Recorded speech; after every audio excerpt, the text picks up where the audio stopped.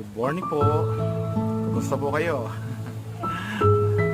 So, ako po ay hindi po masyado believe sa present po tayo sa loob ng church or active po tayo sa loob ng church. Tapos sa labas po ng church, iba pong pinapakita nating ugali.